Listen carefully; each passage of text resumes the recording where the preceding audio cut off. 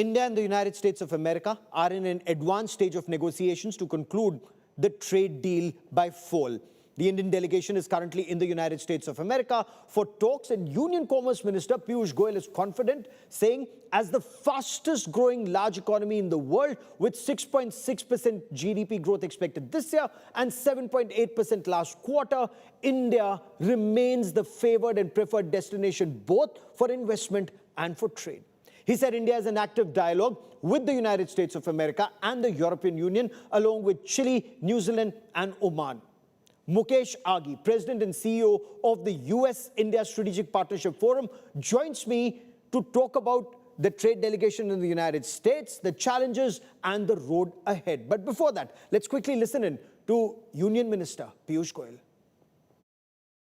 We must all assess our respective supply chains. We must see whether we are overtly dependent on any particular geography. It need not be one country. What you are all thinking of. It could be a dependence, let's say, on a Western country. But on any product, if we are overtly dependent on any one country, you are prone to vulnerability, particularly in a world where trade is being used as a weapon. We've seen the weaponization of trade. We've seen the weaponization of supply chains. And therefore, it's important that we all assess our supply chains and make them more robust, wherever possible, self-sufficient and self-reliant. Mukesh Aghi is the President and Chief Executive Officer of the US-India Strategic Partnership Forum. Sir, welcome on India Today. There is an Indian delegation currently in the United States to discuss tariffs. How do you see US-India trade talks proceeding right now at a time when India's outrightly rejected US President Donald Trump's claims that Prime Minister Narendra Modi had a telephonic conversation with him and assured him that New Delhi will stop buying Russian oil? Well, you have to understand both are separate issues. Our trade is critical for India, for job creation, for investment. And for the US, Indian goods are very critical also for that market. So I think trade agreement will come to a conclusion, hopefully in the next couple of weeks. And as far as India basically denying Trump's claim that he had a call with PM Modi yesterday and where Prime Minister committed that he will stop buying Russian oil, I think you have to understand that you will see a lot of hyperbole coming from the president. And we need to have a thick skin and not react to it. And this is more for the opposition in India, because you have to look at what's good for the country. And if you start basically playing politics within domestic environment where you are targeting the Prime Minister by saying that you made a commitment to the President of the United States, I think that does not go well in an international arena. Okay. So it's already mid-October. Are you confident, are you hopeful that a deal may be clinched by fall, by November? Because according to you, what are the major challenges that still remain? What are the hurdles right now? Well, I think the challenge I see it is more of a style, not of substance, because both India has gone way out of its way to provide a lot of flexibility on the goods coming in, on the tariffs, and also working on the non-tariff barriers. I think the challenge is Trump is looking for headline news while we are caught up in nuts and bolts itself. So we need to look at what kind of headline news we can give to the president so he can move forward, because what we have seen since April, India was one of the first countries early on when the Prime Minister met with the president in February to be able to conclude the deal. But every time Trump's people went back to the president, he kept on moving the goalpost. So I believe that when the Prime Minister goes to the ASEAN summit next week and there's a sideline meeting with the President Trump, they should be able to wrap up the deal with some kind of an announcement. So that's the expectations we have at the moment. Okay. Okay, I'll come to the headline news or what can be the headline point that India can give to the US in just a moment. But I want to quote statistics of the Commerce Ministry. So India's merchandise exports to the US, for example, that's declined by 11.93%. It's declined to $5.46 billion, and that's in the month of September, where these 50% tariffs kicked in. Imports increased by 11.78% to about $3.98 billion. These figures seem to indicate that the US has become India's most adversely affected market since the tariff hikes began.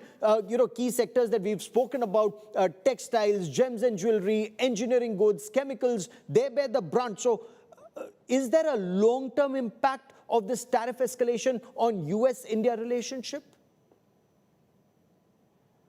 Absolutely not. You have to understand these numbers fluctuates, and obviously the 50% tariff on Indian goods, especially on garments and gems and jewelries, did get impacted from an export perspective. But it is not, the relationship is not just only about tariff. We're looking at US investment coming into India. We're looking at US technology coming into India. The global capability centers are going up, and 60% are US. So I would say that the investment momentum has not slowed down from US into India, regardless of what percentage of tariffs we have. But more important is, I have talked to roughly 70 plus global CEOs in the last 2 months, and not a single one has made a statement to me that they will move the investment out of the country or they'll move the supply chain out of the country from India itself. I think the commitment and the leverage of India stays on for the US CEOs. Okay. So on the 8th of October, Indian-American Congressman Ro Khanna, Congresswoman Deborah Ross, they led a 19-member delegation to urge US President Donald Trump to take immediate steps to repair the strained ties, to reverse these tariff policies. What are the signals, according to you, from both sides to bring temperatures down? What can you tell us about back-channel communication that's happening? You've talked about CEOs and their stance, but the White House? Absolutely. I think when the president tweeted happy birthday greetings to the prime minister, that brought the temperature down. And he made a call to the prime minister. Since then, they talked a couple of times on multiple issues. The prime minister has congratulated the president on Gaza's success itself. And at the moment, there's a communication going on to see what India can do to basically bring a solution to Ukraine-Russian war itself. So I think there are communication happening, there are effort happening between the prime minister and the president, and also within respective ministries here and also in Washington, D.C. So I think those things have not slowed down. The focus is, yes, the White House, but otherwise the rest of the engine continues to move forward. Okay. Okay. What about the thaw in India-China relationship? Prime Minister Narendra Modi visited China after a gap of 7 years. There's resumption of direct flights between India and China after this freeze. Do you think the thaw in India-China relationship will also impact India-US relationship? Well, when the Prime Minister was in SCO summit and there was a picture which flashed all across the world, Prime Minister along with President Putin and President Xi, it did send a message to America. In fact, people said, we're asking the question, who lost India? And I think that picture really alarmed a lot of people, saying that we need to basically rebuild our effort and relationship with India. So I would say that there are efforts being put in by the State Department, by the Defense Department in the US to ensure the relationship does not go in this way. But when I look at, in Delhi itself, the trust factor has dissipated. And then some people call this is the 1971 movement for Indians itself. So I would say the damage is quite deep, and we need to work hard to win that heart and soul of the leadership in India, and we'll have to keep on working at that. Oh, you're absolutely right about that. And one more reason that may lead to damage, or at least there are fresh concerns in India over Trump administration's decision to impose this $100,000 fee on the new H-1B visa applicants. This think tank, GTRI, that suggested that President Trump's decision to significantly raise the visa fee may negatively impact US ties more than with India, and it may adversely impact the US more. There are those who are going to court. So in your view, who stands to lose? And is this a blessing in disguise for India? Well, the H-1B $100,000 fee does not do any damage to the Indian economy. You have to understand that the low-end jobs on H-1B, which were being done in the US, and they'll move to India. And the high-end jobs will get a much higher compensation structure itself. But where it really hurts the US economy is the startups, which can't afford $100,000 fee. The nurses, the teachers, whose compensation are much, much lower.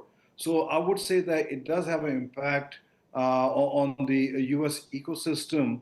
And because this is only a one-year cycle, if you want to go next year again for $100,000 fee, the executive order has to come out from the president. So I would say that the damage is limited, and a lot of this work will move to India. A lot of work will move to India. So, you know, you'd mentioned this just a short while back, that there should be some big headline that Donald Trump can walk away with. So what is that headline that India and the United States could agree to that would give momentum to the negotiations without compromising India's core concerns, and especially on agriculture and dairy? Well, you have to basically look at today the trade between two countries is $200 billion. And the February statement put out by the White House basically envisage to take it to $500 billion by 2030. And I think we need to look at a trade deal which announces $1 trillion trade between the two countries going forward by 2040. That's a great headline news. Or look at India has over 250 Boeing plane orders. You talk to other airlines in India, and look at how you can make that to a 500 Boeing plane orders. Or look at buying a bulk of $50 billion worth of energy from the US, or look at the defense equipment. So I think the ways to package this without compromising India's position and giving the headline to the president. Okay. In a recent interview, sir, former US Ambassador Rahm Emanuel, he accused President Donald Trump of destroying decades of US-India ties, perhaps because of his ego. He also alleged that Trump sought a Nobel Prize, and Trump and his family are benefiting from Pakistan-linked money. Now, do you believe the recent strains in India-US relations stem from President Trump's personal or family business interests? Well, you have to understand you have a country, Pakistan, whose economy is in tatters, and its approach to basically dealing with Trump is to give up whatever is left, either buying cryptocurrency or giving a port or rare minerals which don't exist itself. And that's a short-term game. In the long term, that's not sustainable. Whereas India provides a market opportunity of an economy which is $4 trillion, which will go up to $10 trillion in the next few years itself, a population whose spending power is going up 15% annually itself. And we have seen the example of Apple, which was doing not much domestic business in India a few years ago. Now its domestic sale has crossed over $8 billion. So I think India provides real market opportunity to US companies. It provides real intellectual engine for its GCCs.